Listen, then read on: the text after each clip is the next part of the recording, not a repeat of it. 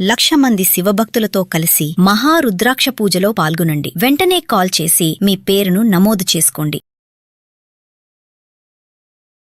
Welcome to our channel. ఈరోజు మనతో పాటు రమగారు ఉన్నారు. నమస్తే రమగారు. నమస్తే జయ. రమగారు, మా అమ్మమ్మ వాళ్ళు చెప్పేవాళ్ళండి, ఏంటంటే ఆడ తెలివి వేరు మగ తెలివి వేరని. నాకు అర్థం అయ్యేది కాదు, బట్ ఇలాంటి మాట నేను చాలా మంది దగ్గర విన్నాను. నిజంగానే డిఫరెన్స్ ఉంటుందండి తెలివితేటల్లో? ఉంటుంది మరి. అవునా? ఆడవాళ్ళ తెలివితేటలు వేరు, మగవాళ్ళ తెలివితేటలు వేరు. ఏమి మంచి తెలివితేటలు? మంచి చెడు కొంచెం మెల్లిగా అడుగుతాను ఈ మాట. ఆడ తెలివి మంచిది, మగ తెలివి చెడ్డది అంటానికి వీల్లేదు. ఇప్పుడు మగవాళ్ళు ఎలాంటి సమస్య తెచ్చిపెట్టినా దాన్ని సాల్వ్ చేసుకుని ఏదో రకంగా బయటపడే తెలివి ఆడవాళ్ళకి భగవంతుడు పెట్టాడని చెప్తారు. ఏదో ఇబ్బంది పెడతారు హస్బెండ్స్, ఇంకో మగవాడు అనుకో అవతల ఉన్నవాడు, ఇద్దరు కలిసి కొట్టుకు చచ్చి రగడ పెరిగి కత్తులు కటార్లు కర్రలు అవి వస్తాయి.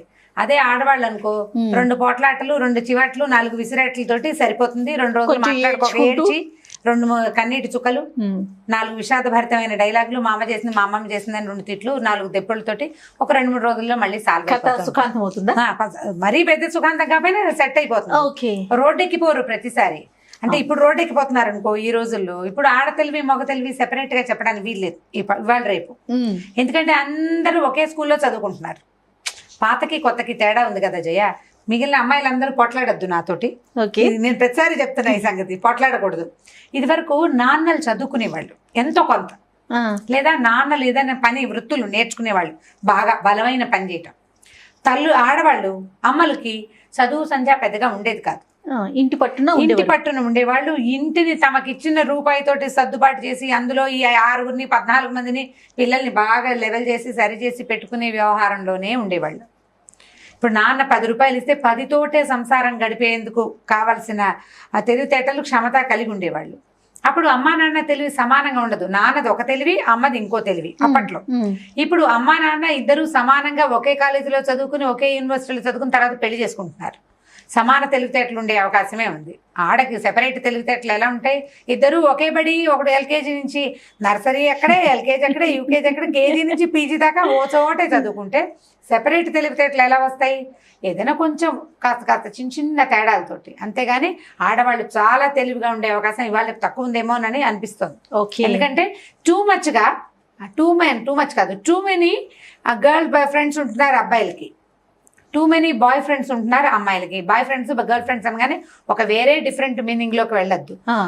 మగపిల్లలతోటి సమానంగా ఆడపిల్లలు ఉండటం, లేదా ఆడపిల్లలతోటి సమానంగా మగపిల్లలు ఉండటం, వీళ్ళంతా కలిసి ఒకే ప్రపంచంగా ఉండటం ఇప్పుడు నడుస్తుంది. అవునండి. ఇప్పుడు తెలివితేటలు సెపరేట్ గా ఉండటానికి ప్రపంచాలు వేరుగా లేవు కదా. పాత రోజుల్లో ప్రపంచం వేరు, వాళ్ళది వేరు వీళ్ళది వేరు. మగవాడు బయటికి వెళ్ళి చేయించుకొచ్చేవాడు, ఆడది ఇంటి పట్టు నుండి ఇల్లు సర్దేది. ఇప్పుడు ఆడది మగవాడు అనగానే ఇది బ్యాడ్ వర్డ్ కింద మీరేంటి ఆడది అంటారు అని మొన్న ఎవరో అడిగారు కూడా నన్ను. అందులో తప్పు మాట ఏమిటి? చక్కటి తెలుగు పదం,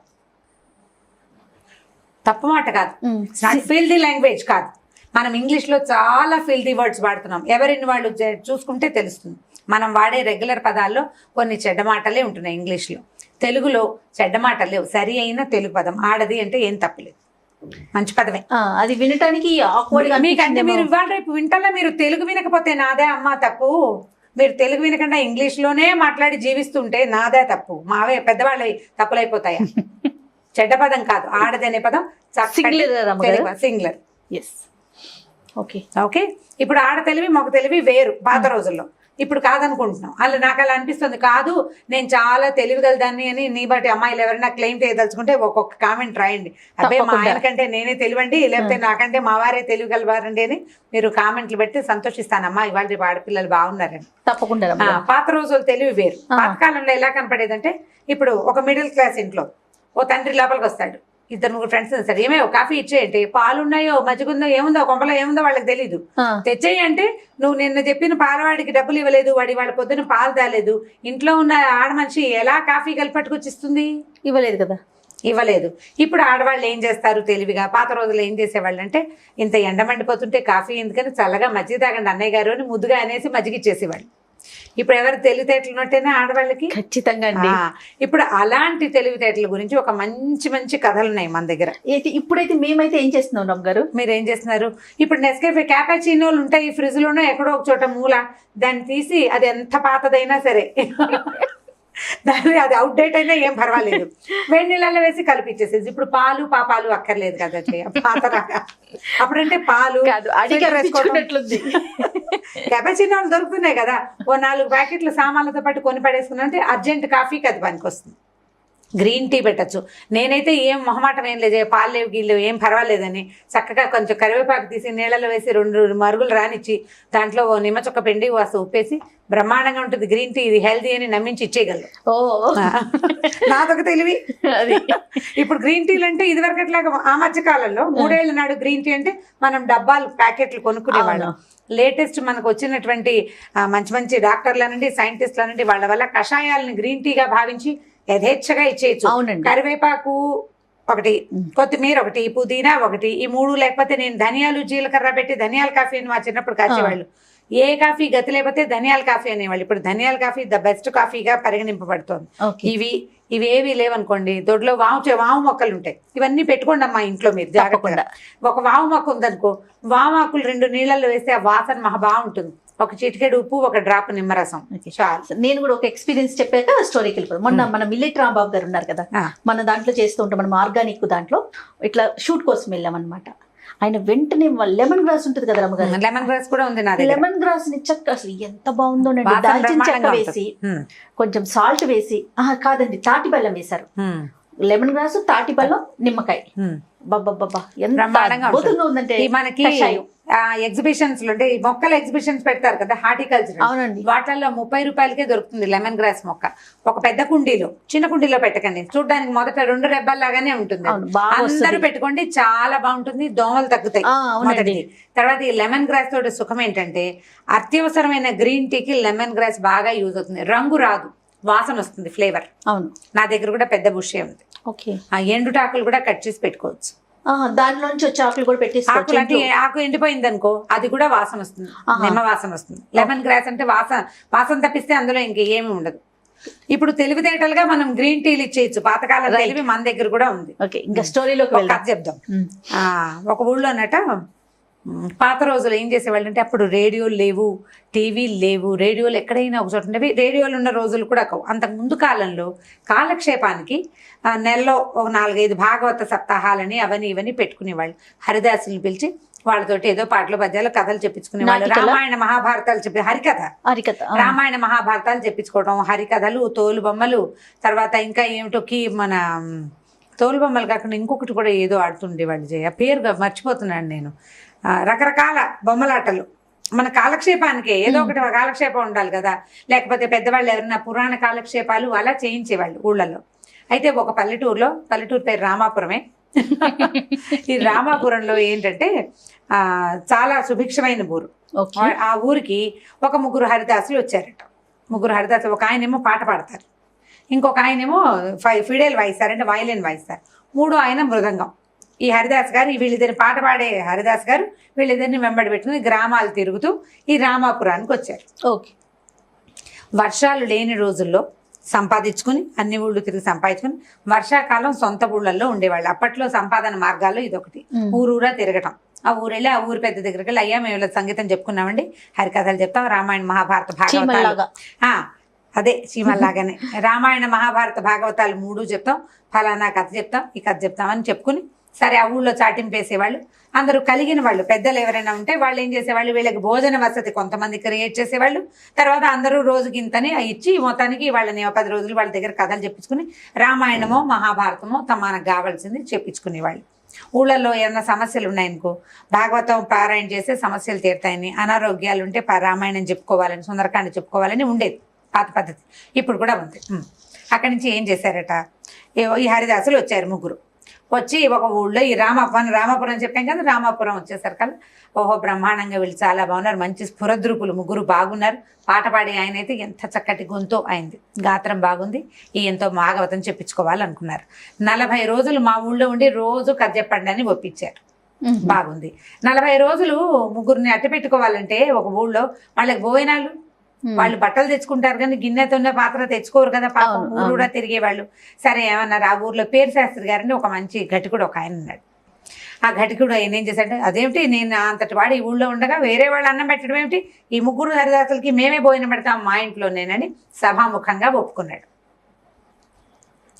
అయిందా, సరే ఇంటికి వచ్చారు. ఇంటికి వచ్చి ఏమేవు ముగ్గురు హరిదాసులు వచ్చారు, వాళ్ళ ముగ్గురికి భోజనాలు మన ఇంట్లోనే, ఇవాళ నుంచి 40 రోజులు మన దగ్గరే ఉంటారు, ఎంచక్క పిల్లలు అన్ని పాటలు పద్యాలు నేర్చుకుంటారు, ఒక ఆయనకి ఫిడేలు వచ్చు, ఇంకో ఆయనకి మృదంగం వచ్చు, పిల్లలు కూడా ఫ్రీగా అవన్నీ నేర్చుకుంటారని చెప్పాడు. ఫ్రీగా నేర్చుకోవడం అనే పాయింట్ బాగుంది కానీ 40 రోజులు ముగ్గురు మగవాళ్ళకి 2 పూట్ల లేదు 4 పూట్ల భోజనాలు, టిఫిన్లు, కాఫీలు, స్వీట్లు, హాట్లు, ఈవినింగ్ స్నాక్స్ ఇవన్నీ జరపద్దు. ఆవిడకు 6 మంది గుండె భార్యమణికి. ఓరు నాయన, ఓ రోజు 2 రోజులు 3 రోజులు అయితే ఓ రకము, 40 రోజుల పాటు ముగ్గురు మగవాళ్ళు అంటే వాళ్ళ గిన్నెలు పాత్రలు అన్నీ తోముకోవాలా, వాళ్ళ బట్టాపాత అన్ని పని ఎంత పని, ముగ్గురు మనుషులు అనేసరికి, పైగా మగవాళ్ళు వాళ్ళు వచ్చి సహాయం చేసే పాత రోజులు కదా, పై ఇంటి మగవాళ్ళు మన ఇంట్లోకి వచ్చి చేసే సాయం ఏమి ఉండదు. ఈవిడేం చేసింది, సరే ఏదైనా చేద్దామని ఆలోచించి భర్తకి ఏమంది, సరే అలాగా అంతకంటే భాగ్యమా అంది పైకి. భర్త గారు అన్నారు, సరే మొదటి రోజు ఇవాళే మన ఇంటికి భోజనానికి వస్తారు, ఏం చేస్తావు విశేషం అంటే, ఇవాళ మొదటి రోజు కదండి పిండి వంటలు పాయసం అవి చేస్తాను, మీరేం చేస్తారంటే చపాతీలు మన గోధుమ పిండి, పంచదార, ఏలక్కాయలు పట్టుకురండి, ఇవి పట్టుకొస్తే కాస్త ఏదైనా చక్కగా స్వీట్ చేసి పెట్టి అన్నం, కూర, పప్పు, పులుసు, పాయసం అన్నీ చేస్తాను, రేపటి నుంచి మామూలు పోయినవే, మళ్ళీ ఇది మధ్యలో ఏమైనా విశేషాల రోజున విశేషం చేద్దాంలేండి అని చెప్పింది. ఇక ఇది కదా అనురూప దాంపత్యం, అంతే కదా. భర్త ఇంత మాట ఇచ్చేస్తే ఏమిటయ్యా నీ మొహమండాన్ని తిట్టకుండా ఒప్పుకుంది, పిండి వంట చేస్తాను, పిండి వంట చేస్తానంది. బాగుంది. సరే ఏం చేశారు, ఆయన వెళ్ళి ఆ గోధుమ పిండి ఈవిడ చెప్పింది కదా కాసిన ఏలక్కాయలు తెచ్చాడు, పంచదార పట్టుకొచ్చాడు, భార్య కప్ప చెప్పాడు. ఈవిడ లోపలికి వెళ్ళింది, వంట టకాటకా గిన్నెలు మోగుతున్నాయి, మధ్యలో వాసనలు వస్తున్నాయి, వంట చేసుకుంటాను. హాల్లో కూర్చున్నారు ముగ్గురు హరిదాసులు, ఈ పేరు శాస్త్రి గారు. కూర్చున్నాక ఈయన ఏదండి ఫలానా పాట పాడండి, హరికాంభోజి రాగం వచ్చా మీకు, ఆ రాగం వచ్చా అని ఒక 5-6 రాగాలు తనకు వచ్చిన సంగీతం ప్రకారం వాళ్ళని రాగాలు అడిగాడు. ఒక ఆయన పాడాడు, 2 ఆయన ఫిడేలు వాయించాడు, 3 ఆయన మృదంగం వాయించారు, సంగీతం నడుస్తోంది. ఈవిడ చకచక వంట చేసేసింది. వంట ఏం చేసింది, ఆవిడకి 4 పిల్లలు, భర్త 5, తను 6 మనుషులకు సరిపడా వంట చేసింది. 3 ఎక్స్ట్రా ఉన్నారు కదా, సరే వాళ్ళ కోసం వండలు ఆవిడే. ఈ భర్త గారు ఏమే వంట అయిందా అంటే, అయిందండి, లేచిరండి స్నానాలు చేదురు కానీ అంది. వాళ్ళు లేచే లోపల పేరు శాస్త్రి గారు వాళ్ళకి తువాళ్ళు అవి ఇవ్వద్దు, వచ్చిన అతిథులకి టవల్స్ ఇవ్వడం కోసం ఈయన లేచొచ్చాడు. లేచొస్తే అయ్యో నా మతి మండ, విస్తరాకుల సంగతి మర్చిపోయామండి, ఒక్క విస్తర లేదు ఇంట్లో అంటే, సరేలేవే నేను పంచాయతీ దగ్గర ఒక విస్తరాకుల చెట్టు ఉంది, గడబట్టుకెళ్ళాడు ఈయన కోసుకురావడానికి. ఒక ఈయన ఆకులు కోసుకొచ్చి చకచక విస్తరాలు ఏ రోజు ఆ రోజు కుట్టుకునేవాళ్ళు, మనలాగా బజార్లో కొనుక్కొచ్చే రోజులు కాదు. ఇన్ని విస్తరాకులు తెచ్చి పెట్టుకున్నారనుకో, ఆడవాళ్ళు మధ్యాహ్నం ఖాళీగా ఉన్నప్పుడు కాసిన విస్తరాలు కుట్టి పక్కన పెట్టుకునేవాళ్ళు అనమాట. పాత రోజుల్లో పనులు. మా ఇంట్లో కూడా నాకు గుర్తుంది విస్తరాలు కుట్టడం, బాదమాకులు విస్తర కూడా కుట్టేవాళ్ళు పెద్దవాళ్ళకి, పిల్లలకు కాదు కానీ పెద్దవాళ్ళకి కాసిన విస్తరాలు కుట్టి పెడితే కబుక్కున ఎవరైనా వస్తే విస్తర వేసి భోజనం పెట్టడానికి. అరిటాకులు ఉంటే మహత్తరంగా ఉంటుంది, అది చేసేవాళ్ళు. విస్తరాలలో తినడం ఒక పద్ధతి. సరే ఇప్పుడు విస్తరాకుల కోసం ఆయన వెళ్ళాడు బయటికి. వెళ్ళగానే ఈవిడేం చేసింది, వంట అయిపోయింది కదా, పిల్లల్ని ఉండండారా అన్నాలు పెడతానని గబగబా గోధుమ పిండి కలిపి గవ్వలు చేసింది, పాకం పెట్టింది. గవ్వలు వేయించేసి పాకం పోసి పాకం పెట్టేసింది. 1/2 గంటలో చేసేసింది పని. అక్కడి నుంచి పిండి కలిపింది కదా, ఈ పిండితో 3 బొమ్మలు చేసింది. కాళ్ళు చేతులు పెట్టి ఇంత బొమ్మ చేసి 3 చిట్టి పీటలు వేసి 3 పీటల మీద పెట్టింది. పిల్లలకి కంచాలు పెట్టి అన్నం పెడుతోంది. తన పిల్లలకేమో అన్నాలు పెడుతోంది. 3 పీటల మీద 3 బొమ్మలు పెట్టింది. పెట్టేశారు కదా, పిల్లలు అడిగారు, అమ్మ ఎవరే బొమ్మ వీళ్ళు అని అడిగారు. బొమ్మలు అనలా వాళ్ళు. వీళ్ళు అనగానే హరిదాసులరా 3 అంది. సరే అమ్మ వీళ్ళ పేరేంటంటే, ఈయనేమో పాట పాడే ఆయన, ఈయనేమో ఫిడేల్ వాయించే ఆయన, ఈయనేమో మృదంగం వాయించే ఆయన అని 3 బొమ్మలు చూపించింది. హాల్లో ఉన్న హరిదాసులకి వినపడుతోంది. 3 హరిదాసులు, ఒకళ్ళు పాడతారు, ఒకళ్ళు మృదంగం వాయిస్తారు, ఒకళ్ళు ఫిడేలు వాయిస్తారు. 3 చెప్పింది కదా. అమ్మ ఇప్పుడు ఏం చేస్తావే అంటే, ఏముందిరా తీసి నూనెలో వేసి వేయిస్తాను. ఈవిడ ఏం చెప్తోంది, గోధుమ పిండితో చేసిన బొమ్మల గురించి చెప్తోంది. బయట ఉన్న వాళ్ళు ఏంటి ఏదో వేయిస్తానంటుంది, మన్నైనా అని ఆలోచిస్తున్నారు వీళ్ళు. నూనెలో వేసి వేయిస్తాను. తర్వాత ఏం చేస్తావే, నూనెలో వేస్తావా, తర్వాత అంటే బాగా ఎర్రగా వేగాక పాకం పెట్టాను కదా, పాకంలో పడేసి పాకం పడతాను అంతే అనేసరికలు వెళ్ళి 6 మంది గుండె ఏమిటి పాకం పెడతాం అంటే ఏమిటి, ముందు వేయిస్తానంది, ఎర్రగా వేగాలి, వేగిన తర్వాత పాకం పడుతుంది. బ్రాహ్మణ ఇంటికి వచ్చామా, ఎవరింటికైనా వచ్చామా, వీళ్ళు ఏదో విచిత్రంగా మాట్లాడతారు. ఇంకా బాగా వింటున్నారు హాల్లో ఉన్న ముగ్గురు. ఈవిడేం చెప్పిందంటే, ఏమీ లేదురా, పీటల మీద కూర్చున్నారా, ఈ పీటల మీద కూర్చున్న వాళ్ళని సలసల్లాడే నూనె చూసావు పొయ్యి మీద, ఇలా ఎత్తి అలా పడేయటం. పడేశాక కళపెళ్ళాడుతుంది నూనె, బాగా వేగిపోతారురా. చక్కగా ఎర్రగా వేగిన తర్వాత కావాలంటే ఉప్పు కారం వేసుకుని తినచ్చు, లేకపోతే పాకం పట్టచ్చు. పాకం రెడీగా ఉంది కాబట్టి పాకం పట్టేస్తాను అని ఆనంగానే బయటకు వచ్చిన వాళ్ళు, నాయన ఇదేదో బ్రహ్మరాక్షసుల కుటుంబం, ఆయన పైగా విస్తళ్ళు తేవడానికి వెళ్ళాడు, ఇప్పుడు ఈవిడ వేయించి కారం పెడుతుందో పాకం పడుతుందో, ఇవి రెండు అయ్యాక ముగ్గురిని కలిసి 3 ముక్కలుగా వేయించుకుని తింటారో ఏమిటోనండి. చల్లగా వీళ్ళు ఎవరు పెట్టే వాళ్ళు పుచ్చుకుని కామ్గా బయటకు వెళ్ళిపోయారు కామ్గా. సరే పిల్లలు అన్నాలు తినేశారు. ఈవిడ ఏం చేసింది, ఈ బొమ్మల్ని కలిపేసేసి, ఈ బొమ్మలు వేగవరా అని చిన్న చిన్న ఉండలు చేసి వేయించేసింది కామ్గా. భర్త గారు వచ్చాడు విస్తళ్ళు పుచ్చుకుని, హరిదాసు లేరంటే హాల్లో లేరా అని అడిగింది. హాల్లో లేరు ఏరంటే, ఏమో అక్కడే ఉన్నారు, నాకేం తెలుసు, మడిగట్టుకుని పిల్లలకి అన్నాలు ఎడుతున్నాను, వీళ్ళు లోపల కూర్చుని అన్నాలు తింటున్నారు. చిన్నపిల్లలు, 4 చిన్నపిల్లలు కదా, పెద్దవాళ్ళు వచ్చేదాకా వీళ్ళు ఆగదు, అందుకని వాళ్ళకి అన్నం పెట్టేస్తోంది ఆవిడ. అన్నాలు తింటున్నారు పిల్లలు, బొమ్మలు లేవు, ఏమీ లేవు అక్కడ ఆయనకు అర్థం అవ్వడానికి. తీరా చూసుకున్నాడు, హరిదాసులు బయటకు వెళ్ళిపోయారు. సరే అయ్యో ఇదేమిటి అని బగబగబా వెతికాడు, బయటకు వెళ్ళి కేకేశాడు. ఎంతసేపటికి వస్తారేమో లేండి, చెరులోకి వెళ్ళి ఉంటారు స్నానాలకి, ఏదో ఆడ మనిషి మడిగట్టుకుందని లోపలికి వచ్చి నన్ను పిలిచిండ్రు, పిల్లలేమో అన్నాలు తింటున్నారు, వస్తారులే కాసేపు చూడండి అంది. 3 అయింది 4 అయింది రాలా వాళ్ళు.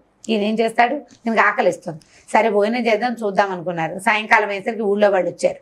ఏమండి హరిదాసులు ఏంటంటే, ఏమోనండి విస్తలు తేవడానికి బయటకు వెళ్ళాను, నేను విస్తరాకులు తెచ్చేసరికి వాళ్ళు వెళ్ళిపోయారు, ఏం జరిగిందో నాకు తెలియదు. ఇప్పుడు ఆడ తెలివి పనిచేసింది అనమాట. ఆవిడ ఒక్క మాట అనకుండా, వ్యతిరేకంగా మాట్లాడకుండా, తన తప్పు లేకుండా, ఇక్కడ ఏం జరిగిందో వాళ్ళు ఎవరికి చెప్పే అవకాశం లేకుండా చల్లగా పొమ్మనకుండా పొగ పెట్టేసింది, కామ్గా వెళ్ళిపోతా వెళ్ళిపోయారు. ఇది ఆడ తెలివి. ఇప్పుడు ఈ ఆడ తెలివితేటలు మగ తెలివితేటలు డిస్కషన్ అంతా తల్లులకి, పిల్లలకి కథ.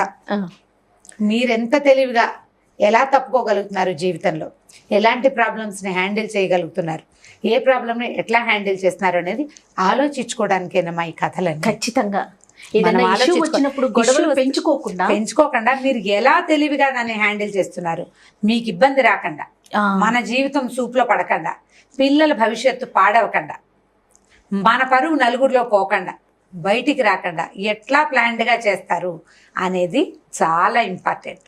మన అమ్మలు చేశారు, అమ్మమ్మలు చేశారు, అంతకు ముందు తరాల వాళ్ళందరూ కూడా గుంభనగా కాపురాలు చేసుకుని గుంభనగా సంసారాన్ని నడుపుకున్న వాళ్ళందరూ కూడా తెలివితేటలతోటే. ప్రతిసారి వడ్డించిన విస్తరిగా ఉండదు కదా జయ జీవితం.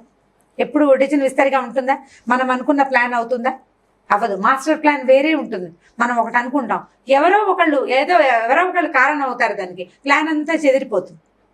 నువ్వు దాన్ని ఎలా సరి చేసుకున్నావు అనేదంతా నీ తెలివితేటల మీద ఆధారపడి ఉంటుంది. నేను మొన్న కూడా ఇదే మాట చెప్పాను, మీరు వండిందే తింటారు, మీరు పెట్టిందే జరుగుతుంది, మీరు చేసిందే చేత, మీదే పై చేయుగా ఉండేలాగా చేయడం మీ తెలివి మీద ఆధారపడుతుంది. పై చేయుగా ఉండాలి కానీ పై చేయిగా కనపడకూడదు. ఎంత బాగా చెప్పారు అమ్మగారు. అంతే, ఎగ్జాక్ట్లీ మీ అనుభవం. నా అనుభవమే అది. ఇప్పుడు మా చిన్నప్పుడు జయ అమ్మ నీ నెయ్యి మళ్ళీ ఇంకా వేయి, నెయ్యి ఇంకా కావాలంటే నెయ్యి ఎన్ని స్పూన్లు వేస్తారు, నెయ్యి పప్పాన ఇంత కలుపుతాడు పిల్లాడు, ఇంకా నెయ్యి ఇంకో స్పూన్, నాకు ఇంకో చెంచా కావాలంటే మా అమ్మ తిరగేవే అనేది. అంతే కదా, నెయ్యి స్పూన్ కనపడుతుంది, తిరగేసేస్తే ఏమొస్తుంది, ఏమి రాదు, చొక్క వస్తుంది, సాటిస్ఫాక్షన్ ఉంటుంది. మనం అందరినీ అట్లా సాటిస్ఫై చేయొచ్చు. తెలివితేటలు పెంచుకోండి, తెగేదాకా లాక్కోకండి, అంతే. మొద్దుల్లాగా ఉండద్దు. వాళ్ళు చదువుకుంటున్నాం కదా, ఇదివరకు అట్లాగా తెలివి తక్కువ రోజులు కావు ఇవి.